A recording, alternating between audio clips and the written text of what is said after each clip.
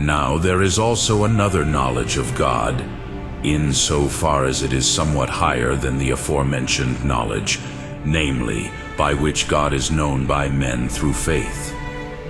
As far as this is concerned, it exceeds the knowledge we have of God by demonstration, because we know certain things about God by faith, which, because of his eminence, demonstrative reason cannot reach, as was said at the beginning of this work.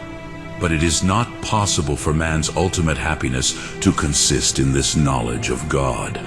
For happiness is the perfect operation of the intellect, as is clear from what has been said.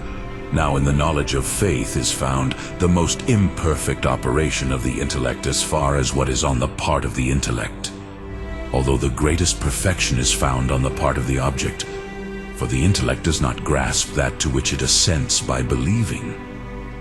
Therefore, man's ultimate happiness is not even in this knowledge of God. Again, it has been shown above that ultimate happiness does not consist principally in an act of the will, but in the knowledge of faith. The will has primacy, for the intellect assents by faith to those things which are proposed to it, because it wills, but not necessarily drawn from the evidence of the truth itself. Therefore, the ultimate happiness of man is not in this knowledge.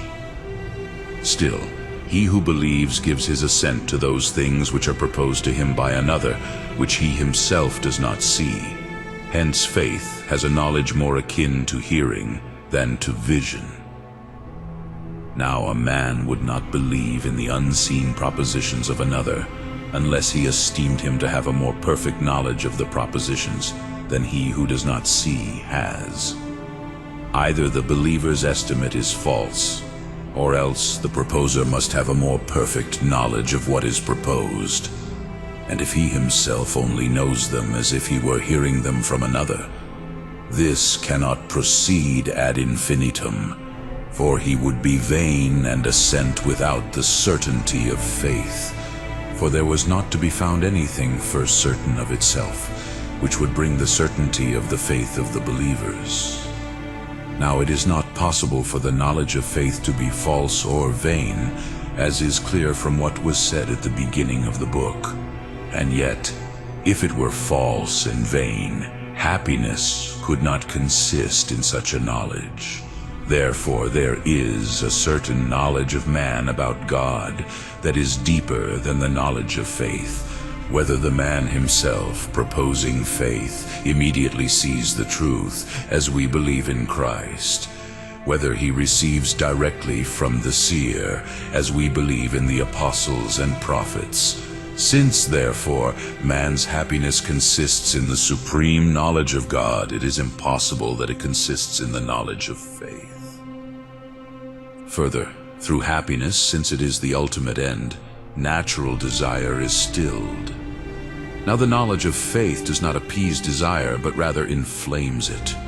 For everyone desires to see what he believes. Therefore the ultimate happiness of man is not in the knowledge of faith. In addition, the knowledge of God is said to be an end, insofar as it connects with the ultimate end of things, namely God.